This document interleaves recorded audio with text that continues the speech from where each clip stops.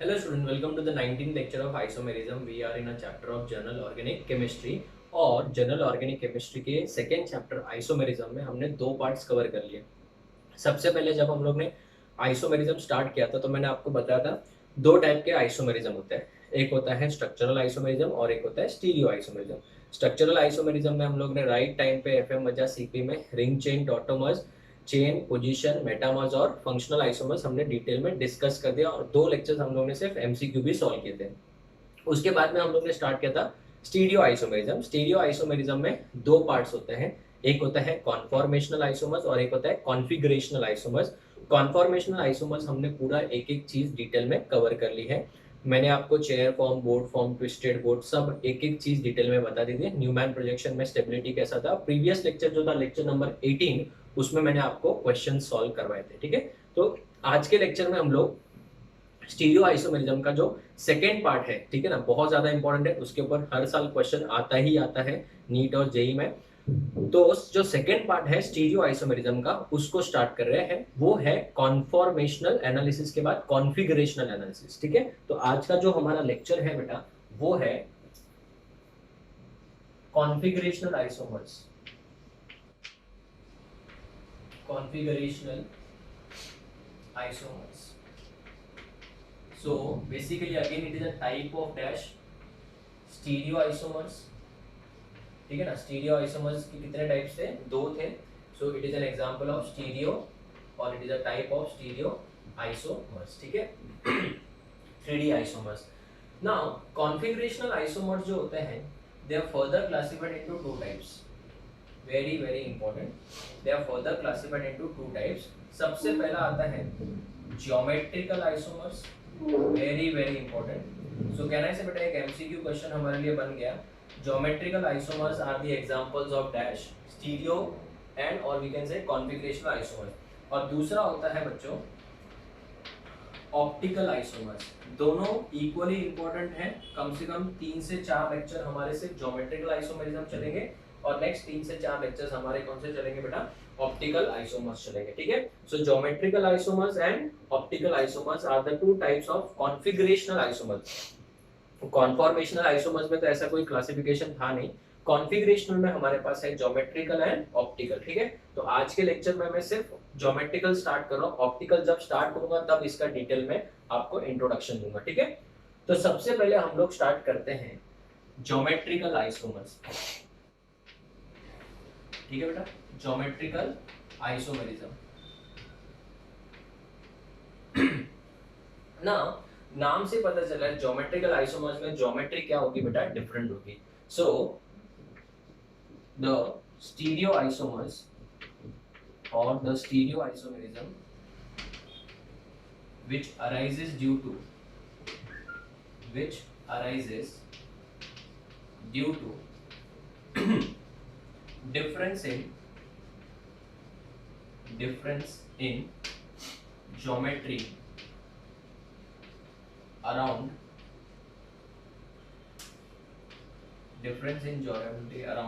the restricted rotation site, RRS। एक बार पूरा नाम लिख रहा हूं, restricted rotation site, जिसको शॉर्ट में हम लोग क्या यूज करेंगे बेटा, RRS ही यूज करेंगे बेटा। पहली बार और लास्ट बार लिख रहा हूं, restricted rotation site। ठीक है, अभी ये कैसा कंसेप्ट हो गया बेटा कि पूरा ऊपर से गया, ठीक है ना, क्या है ये कुछ समझा ही नहीं। ठीक है तो अगर दो आइसोमर्स में अभी एकदम डिटेल में आज का लेक्चर सबसे पहले हम लोग इसके ऊपर फोकस करेंगे कि रिस्ट्रिक्टेड रोटेशन साइट होता क्या है। तो रिस्ट्रिक्टेड रोटेशन साइट के अराउंड अगर ज्योमेट्री डिफरेंट है तो ही बेटा उसको क्या बोलेंगे, ज्योमेट्रिकल आइसोमर्स। कुछ नहीं समझा रहने दो, कोई टेंशन नहीं, अभी मैं सिर्फ यही डिस्कस करने वाला। तो सबसे पहले बेटा ये रिस्ट्रिक्टेड रोटेशन साइट होता क्या है, ठीक है ना, ऐसा साइट जहां पे हम लोग मॉलिक्यूल को घुमा नहीं सकते। ठीक है ना, ऐसा साइट जहां से हम लोग मॉलिक्यूल को रोटेट नहीं कर सकते। अगर आपने कॉन्फॉर्मेशनल आइसोमर्स के एग्जांपल्स देखे थे तो उसमें मैंने आपको ऐसा न्यूमैन प्रोजेक्शन बताया था बच्चों। ठीक है ना, न्यूमैन प्रोजेक्शन बताया था हम लोग ने, ऐसा था, याद है। अभी मैं यहाँ पे हाइड्रोजन फिलिंग नहीं कराता हूँ, तो क्या मैं इस बॉन्ड को रोटेट कर सकता था ऐसे, यस, देखो कुछ नहीं हो रहा है। तो बॉन्ड को रोटेट कर सकता था। तो ये बेटा रोटेशन साइट है कि रिस्ट्रिक्टेड रोटेशन साइट है? ये रोटेशन साइट है। बट अगर कभी ये बॉन्ड को रोटेट करना पॉसिबल नहीं है तो हम लोग उसको क्या बोलेंगे? Restricted rotation site. सर ऐसा कौन सा है जरा बताओ।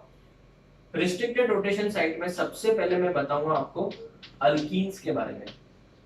एकदम ध्यान से सुनो बच्चों, क्या होता है अल्कीन्स? अल्कीन्स में क्या होता है?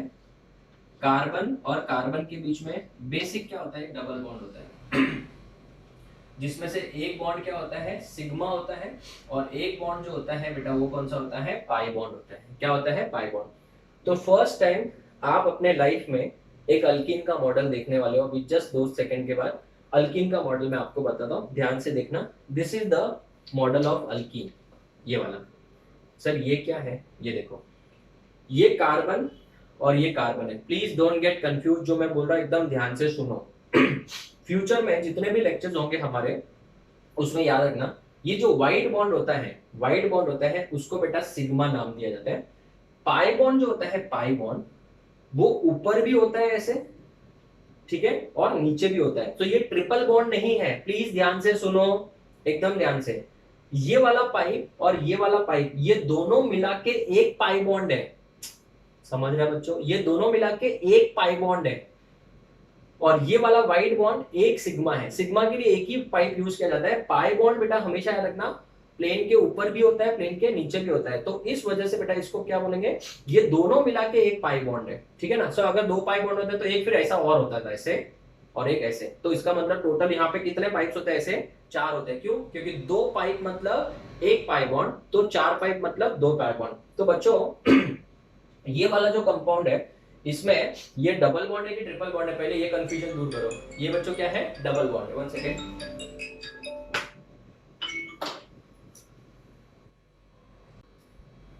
Okay student, sorry.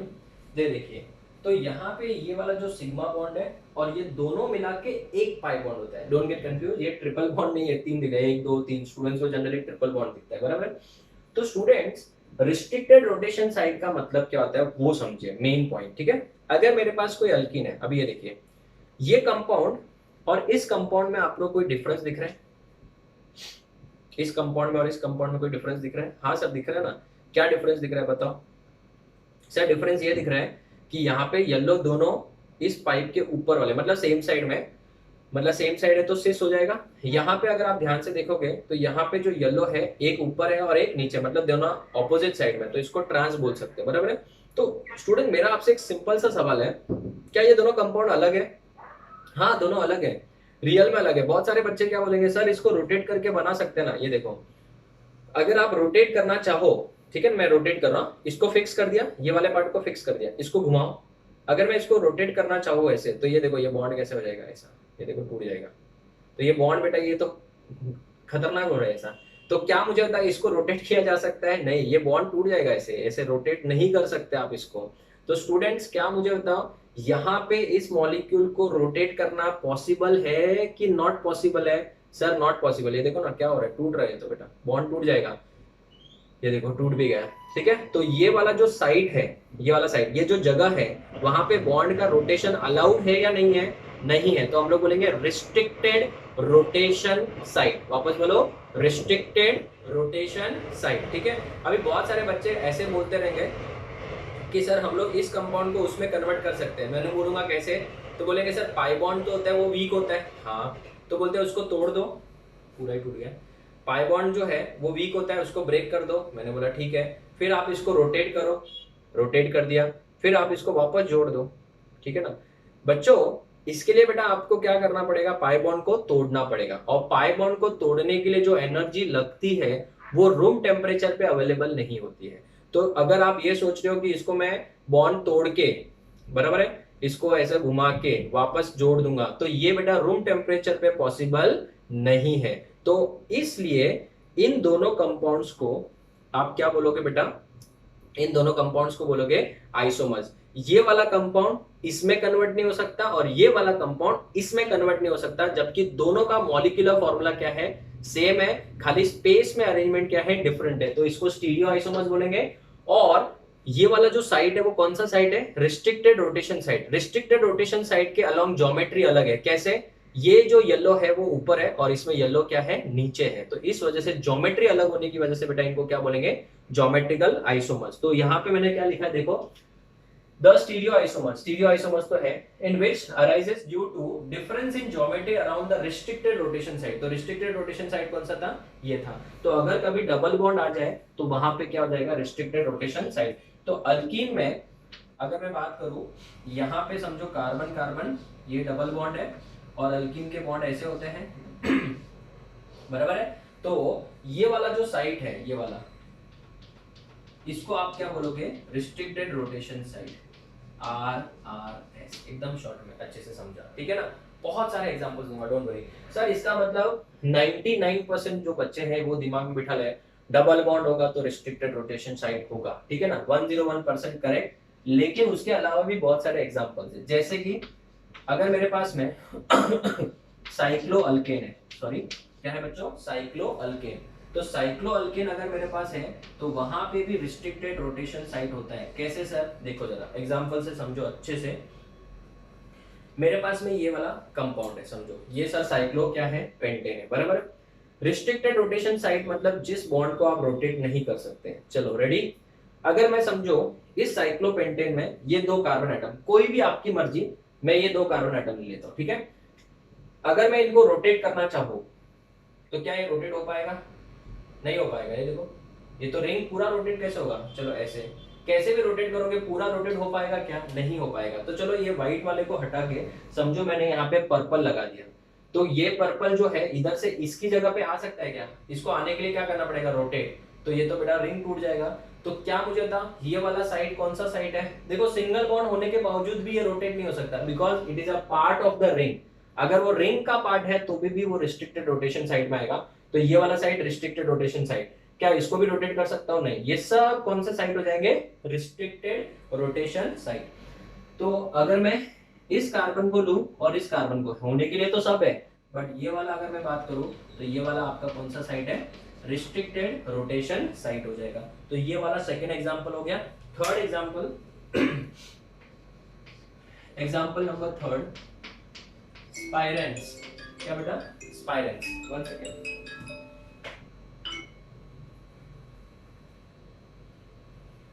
स्पाइरेंस की बात करें, अभी ये स्पाइरेंस क्या होता है, स्पाइरेंस का मतलब एक से ज्यादा रिंग एक दूसरे से जुड़े होने चाहिए, ऐसे।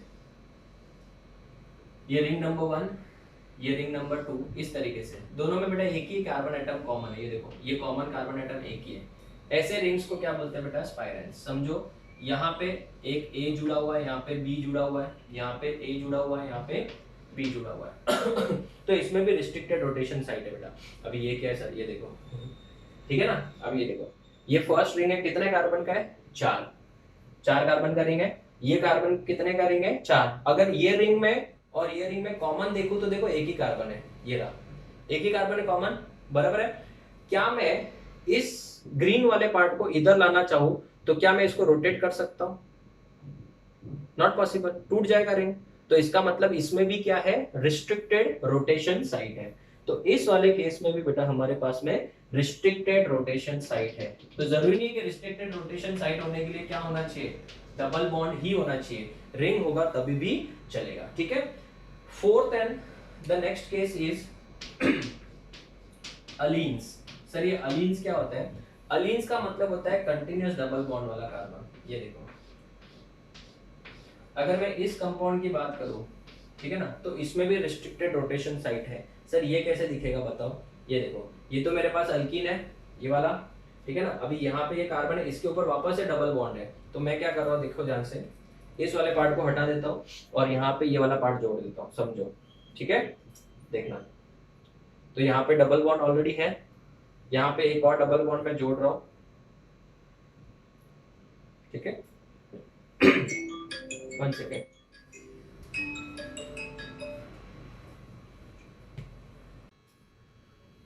ओके स्टूडेंट, सॉरी ना। अलीन्स का मतलब क्या होता है, जिसमें कंटिन्यूअस डबल बॉन्ड होता है। देखो ये कार्बन है, बराबर, इसके ऊपर 2 ग्रुप है, कोई भी ग्रुप हो सकता है। फिर यहाँ पे डबल बॉन्ड है, देखो ये सिग्मा बॉन्ड और ये दोनों मिला के एक पाई बॉन्ड। फिर कार्बन है, फिर ये कार्बन के ऊपर वापस सिग्मा और ये पाई बॉन्ड, ठीक है, और ये 2 ग्रुप है। अभी अगर मैं समझो ऐसा करना चाहूँ, ये येलो को ऊपर लाना चाहूँ, तो क्या मैं इसको रोटेट कर सकता हूँ? अगर मैं रोटेट करता हूँ तो ये देखो गड़बड़ हो जाएगी, इधर ये वाला पार्ट देखो कैसा हो गया बेटा, 8 बन गया। तो ये बॉन्ड हमेशा इस तरीके से होगा तो ही वो बॉन्ड पॉसिबल है, वरना पॉसिबल नहीं है। तो नाउ यू टेल मी, ये वाले कंपाउंड में भी रिस्ट्रिक्टेड रोटेशन साइड है या नहीं है? है। तो ये वाले कंपाउंड में भी रिस्ट्रिक्टेड रोटेशन साइड है। तो सबसे मस्ट कंडीशन क्या है बच्चों? मस्ट कंडीशन, ज्योमेट्रिकल आइसोमर्स होने के लिए क्या कंपलसरी होना चाहिए? रिस्ट्रिक्टेड रोटेशन साइड होना चाहिए। चलो एक बार रिवाइज करें। Configurational isomers, if I talk about configurational isomers, they are the type of stereoisomers. They are the type of stereoisomers. Configurational isomers are further classified into two types. One is geometrical isomers and second is optical isomers. तो geometrical isomers and optical isomers ये हम बाद में पढ़ेंगे. We are talking about geometrical isomers. Geometrical isomers are the stereoisomers which are arises due to the difference in geometry around the restricted rotation side. ऐसा side जिसको rotate नहीं किया जा सकता। एक बार वापस समझ लो, आप अगर सिंगल बॉन्ड है आपके पास में ऐसे, तो आप इसको रोटेट कितना भी करो कोई प्रॉब्लम नहीं है, देखो कितना भी रोटेट करो कोई प्रॉब्लम नहीं। बट अगर आपके पास में समझो अल्कीन है तो ये वाले बॉन्ड को आप रोटेट नहीं कर सकते हो। अगर आपके पास में रिंग है, if it is a part of ring, तो उसको भी रोटेट नहीं कर सकते। अगर आपके पास में स्पाइरन है, ऐसा जरूरी नहीं दो रिंग, इधर एक और रिंग, तीन हो सकता था, इधर एक और, ऐसा कितना भी लंबा हो सकता है, वो भी पॉसिबल नहीं है। एंड अलीन्स के केस में भी रिस्ट्रिक्टेड रोटेशन होता है। तो इसका मतलब यहाँ पे बॉन्ड को रोटेट नहीं किया जा सकता। सो इस वजह से बेटा वहां पे क्या अराइज हो रहा है? Geometrical isomerism. नोट सबसे important, the energy required to break a pi bond is not available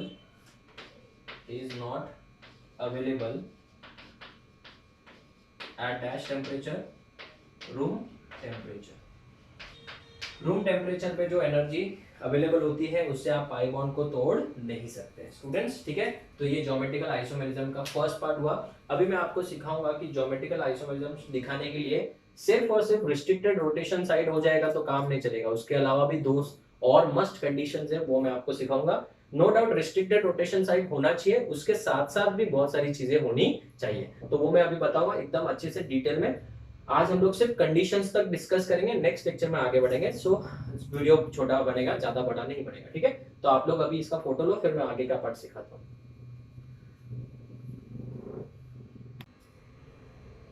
okay students, so let's start with the next part, conditions for geometrical isomerism. Geometrical isomerism के लिए क्या क्या conditions है, ठीक है। तो सबसे पहला मस्ट कंडीशन, अगर तीनों कंडीशन सेटिस्फाई हो रहे हैं तो ही वहां पे ज्योमेट्रिकल आइसोमेरिज्म होगा, ठीक है।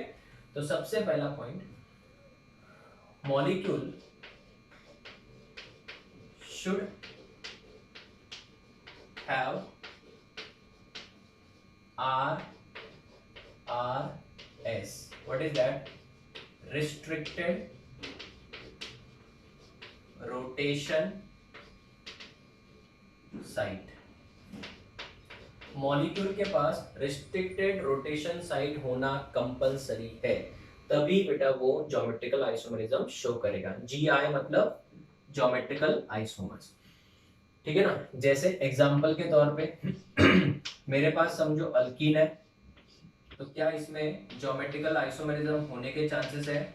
हाँ, तो क्यों? क्योंकि इसमें ये रिस्ट्रिक्टेड रोटेशन साइड है। दूसरा एग्जांपल मेरे पास में साइक्लो अल्केन्स की बात करूं, अगर पेंटेन, हेक्सेन, ब्यूटेन कुछ भी हो सकता है, तो इसमें भी ये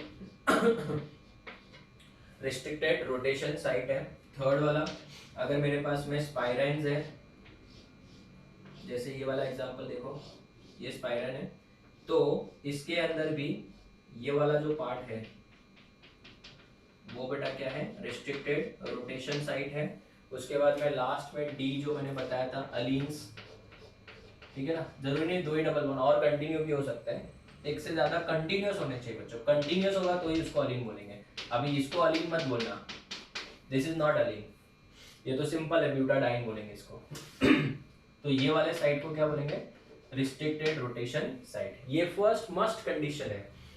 अगर रिस्ट्रिक्टेड रोटेशन साइड नहीं है तो वो कंपाउंड ज्योमेट्रिकल आइसोमेरिज्म शो नहीं कर सकता।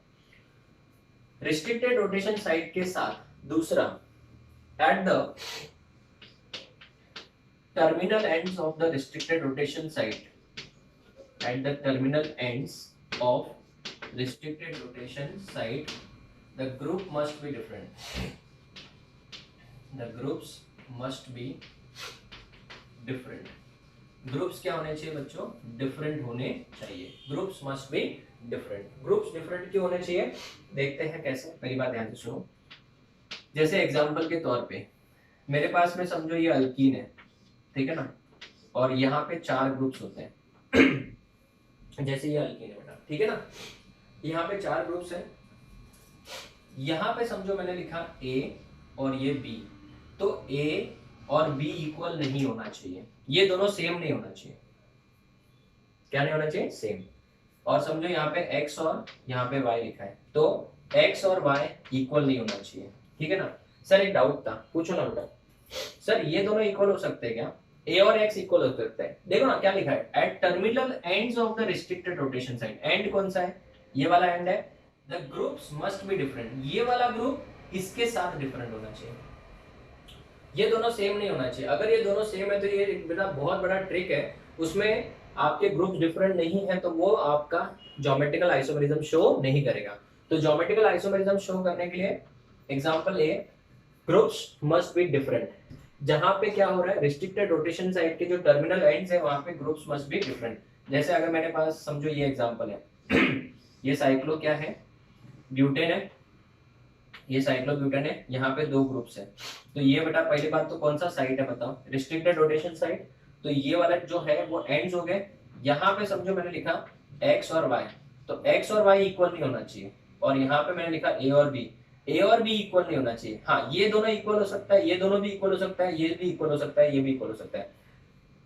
एक पॉइंट पे 2 ग्रुप क्या नहीं होने चाहिए? सेम नहीं होने चाहिए। जैसे कि अभी अगर मैं स्पाइरेन की बात करूं, समझो ये स्पाइरेन है अपना, तो ये दोनों पॉइंट्स, ये दोनों सेम नहीं होने चाहिए। तो यहाँ पे अगर A है और यहाँ पे A हो गया तो नहीं चलेगा। तो यहाँ पे अगर A है तो यहाँ पे कोई भी चलेगा, B C D जो भी है, X और यहाँ पे Y, इस तरीके से। तो रिस्ट्रिक्टेड रोटेशन साइड के जो एंड पॉइंट्स होते हैं उसके ऊपर एटम्स क्या होने चाहिए? डिफरेंट होने चाहिए, ठीक है। जैसे एक और एग्जांपल ले लो, अभी देखो यहाँ पे इसकी बात करें, अलीन्स की बात करते हैं। कार्बन कार्बन डबल बॉन्ड है, यहाँ पे A, यहाँ पे B, यहाँ पे P और यहाँ पे Q। तो यहाँ पे बेटा ग्रुप्स क्या है? डिफरेंट है। तो 2 मस्ट कंडीशन आई होप सबको समझ में आ गया होगा। क्या क्या कंडीशन है बताओ जल्दी से। पहला, रिस्ट्रिक्टेड रोटेशन साइड होना चाहिए, वो मैंने आपको डिटेल में समझा दिया मॉडल्स के साथ में। और जहां पे रिस्ट्रिक्टेड रोटेशन साइड के जो एंड पॉइंट्स होते हैं, ये रिस्ट्रिक्टेड रोटेशन साइड है, इसके एंड पॉइंट्स कौन सा है? ये पॉइंट और ये पॉइंट एंड है। इसके ऊपर दोनों ग्रुप जो डिफरेंट होने चाहिए। ये एंड पॉइंट, ये एंड पॉइंट, इसके ऊपर दोनों ग्रुप क्या होने चाहिए? डिफरेंट होने चाहिए। ये एंड पॉइंट है, ये दोनों अलग होने चाहिए। ये एंड पॉइंट है, ये दोनों अलग होने चाहिए, ठीक है ना। ये एंड पॉइंट है, ये और ये दोनों अलग होने चाहिए, ये दोनों अलग होने चाहिए। क्रॉस में ये सेम चलेगा, उससे कोई फर्क नहीं पड़ता है। तो जैसे मैं आपको एक क्वेश्चन पूछूं, question predict weather following alkenes, simple alkenes की बात करता हूं, कैन शो, कैन बोला है, कैन शो GI और not. Predict whether the following alkenes can show GI और नॉट। ज्योमेट्रिकल आइसोमेरिज्म दिखा सकते हैं या नहीं दिखा सकते। जैसे कि फर्स्ट एग्जांपल ब्यूटीन, दूसरा एग्जांपल ब्यूटटूइन, ठीक है ना। बहुत ही इजी और एग्जांपल सिंपल वाला है। ब्यूटीन मतलब 1 इन होगा, तो 4 कार्बन वाला अल्कीन देख लो कौन है बेटा, बताओ। CH3 CH2 CH double bond CH2, बराबर है। तो हमेशा क्या करो, सबसे पहले इसको इस फॉर्मेट में लिखो, हमेशा याद रखो, इसको हमेशा इसी फॉर्मेट में लिखो, इसी फॉर्मेट में लिखो, ठीक है। तो ये वाला पार्ट किधर दिख रहा है आपको? यही वाला है, ठीक है। अभी बताओ, इसके ऊपर ये वाला कार्बन है, इसके ऊपर कितने हाइड्रोजन है? 2, तो हाइड्रोजन 1 हाइड्रोजन 2। एक सेकेंड,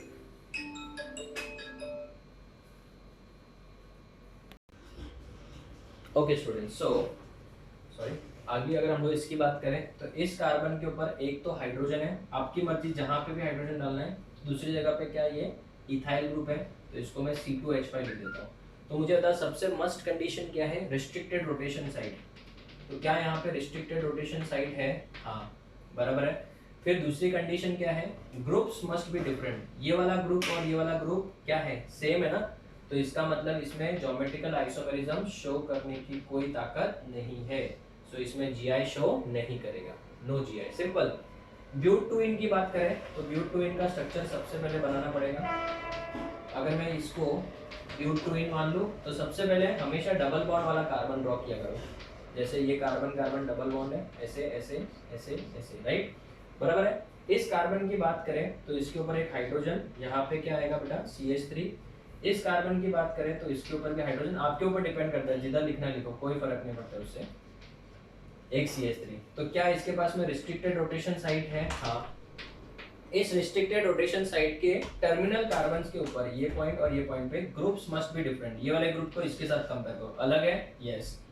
ये वाले को इसके साथ अलग देखो, तो ये क्या है, गलत, अलग है, तो ये वाई जीआई शो करेगा, ठीक है ना। तो इस तरीके से बेटा अपन आराम से सॉल्व कर सकते हैं, और 3-4 क्वेश्चन इस टाइप के प्रैक्टिस करने के लिए दूंगा। फिर हम लोग रूल नंबर 3 नेक्स्ट लेक्चर में पढ़ेंगे, आज के लेक्चर में नहीं, ठीक है। तो आप इसका फोटो लो, फिर मैं आगे बढ़ता हूँ। चलो, हो गया। और 2-3 एग्जांपल डिस्कस कर लेते हैं। ये एग्जांपल नंबर बी था, CDNE, ठीक है, सी। एग्जांपल नंबर सी ना, अगर मैं बात करूं हेक्स 2इन की, ठीक है ना, डी प्रोपीन और ई इथीन, ठीक है। इन तीनों का डिस्कशन करिए, एक सेकंड। ओके स्टूडेंट, सॉरी अभी साइलेंट पे डाल दिया फोन, ठीक है, बेस्ट है। चलो स्टार्ट करें। हेक्स 2इन, अगर मैं हेक्स 2इन की बात करूं तो 6 कार्बन है, पहली बात तो 1 2, सेकेंड पे डबल बॉन्ड डाला है उन्होंने, 3 4 5 एंड 6। तो सबसे पहला काम क्या करना है आपको, यहाँ पे डबल बॉन्ड है तो इसको ऐसे शो करना है, इसी को हमेशा इसी तरीके से लिखा करो, ये वाला पार्ट, ठीक है ना। इसके ऊपर दोनों हाइड्रोजन है, समझो इधर एक हाइड्रोजन डाल दिया, इधर भी एक हाइड्रोजन डाल दिया। इसके ऊपर फर्स्ट वाले के ऊपर CH3 है और दूसरे वाले के पास CH2 CH2 CH3 है, करेक्ट। तो फर्स्ट कंडीशन क्या है, रिस्ट्रिक्टेड रोटेशन साइड, RRS होना चाहिए। फिर ग्रुप्स मस्ट बी डिफरेंट, ये ग्रुप्स क्या है, डिफरेंट है, ये ग्रुप भी क्या है, डिफरेंट है। तो groups must be different, groups different हो गए, तो कैन वी से दैट बेटा इसमें जीआई शो करने की ताकत है कि नहीं है, ये जीआई शो कर सकता है। अगर मैं बात करूं प्रोपीन की, तो प्रोपीन क्या होता है बच्चों, CH3 CH double bond CH2। तो सबसे पहले क्या करेंगे, कार्बन कार्बन डबल बॉन्ड की बात करेंगे यहाँ पे, ठीक है ना, ये से यहाँ पे एक हाइड्रोजन, यहाँ पे भी एक हाइड्रोजन, यहाँ पे हाइड्रोजन और यहाँ पे क्या आएगा, CH3। तो क्या इसके पास में रिस्ट्रिक्टेड रोटेशन साइड है, यस है। क्या ये ग्रुप और ये ग्रुप सेम है, यस। तो इसमें क्या आएगा, नो ज्योमेट्रिकल आइसोमेरिज्म, ठीक है। इथीन की बात करें तो इसको तो डायरेक्ट लिख दूं मैं, इथीन ऐसे होता है, आपको लिखते ही समझ में आ गया होगा कि सर इसमें ज्योमेट्रिकल आइसोमेरिज्म नहीं हो सकता, बिकॉज रिस्ट्रिक्टेड रोटेशन साइड तो है बट ग्रुप सेम है, देखो। तो इसमें क्या लिखूंगा, नो ज्योमेट्रिकल आइसोमेरिज्म, ठीक है ना बच्चों। चलो 1-2 एग्जांपल्स और छोटे छोटे डिस्कस कर लेते हैं, फिर हम लोग आगे बढ़ेंगे। ग्रुप्स डिफरेंट होने चाहिए। नेक्स्ट अगर हम लोग बात करें ई के बाद F 1,2 dimethyl cyclo butane, 1,2 dimethyl cyclo butane, ये साइक्लो ब्यूटेन होता है बच्चों, जैसे चाहो वैसे ड्रॉ कर दो, इस तरीके से क्लियर दिख रहा है। 1,2 डाइमिथाइल, फर्स्ट के ऊपर भी मिथाइल, सेकेंड के ऊपर भी मिथाइल, तो दूसरा वाला क्या होगा, हाइड्रोजन। ये आपका रिस्ट्रिक्टेड रोटेशन साइट है। दूसरा ग्रुप्स डिफरेंट है, ग्रुप्स डिफरेंट है, तो ये जीआई शो करेगा, इट शोज जीआई, ठीक है ना। नेक्स्ट वाला अगर हम लोग एग्जांपल ले 1,1,2,2 tetra chloro cyclo butane 1,1,2,2 tetra chloro cyclo butane, ठीक है ना। यहाँ पे भी और 1,2, यहाँ पे क्लोरीन क्लोरीन सब जगह पे क्लोरीन है। तो अगर मैं बात करूँ तो ये वाले पोजीशन पे ये आपका कौन सा साइड है, रिस्ट्रिक्टेड रोटेशन साइड है। ये ग्रुप और ये ग्रुप सेम है, तो इसमें जीआई शो करने की ताकत नहीं होगी, ठीक है। तो स्टूडेंट्स आज के लेक्चर में हम लोगों ने सिर्फ 2 ही रूल पढ़े, ठीक है ना। हम लोग बहुत तसल्ली से पढ़ रहे, ज्यादा वीडियो बड़ा नहीं बना रहे हम लोग। लेक्चर नंबर 20 में हम लोग थर्ड वाला कंडीशन डिस्कस करेंगे जो कि बहुत ज्यादा इंपॉर्टेंट है। L1 और L2 का डिस्टेंस सेम नहीं होना चाहिए, वो मैं आपको विद मॉडल्स ही सिखाऊंगा, ऐसे आपको समझेगा भी नहीं। और अभी अगर मैं स्टार्ट करूंगा तो अननेसेसरली वीडियो थोड़ा बड़ा हो जाएगा। तो स्टूडेंट्स नेक्स्ट लेक्चर में आपको एक रिक्वेस्ट है कि ये पूरा जो चीज मैंने आपको पढ़ा है अच्छे से रिवाइज कर लो, बिकॉज थर्ड वाला जो पॉइंट है इन्हीं से कनेक्टेड है। और फिर बाद में हम लोग बहुत सारे एग्जाम्पल सॉल्व करेंगे जिसमें तीनों रूल्स का एक साथ में यूज होगा, ठीक है। So we will meet in the next lecture with the third rule of condition for geometrical isomerism. Till then, take care and prepare the proper notes of this content. Thank you, students.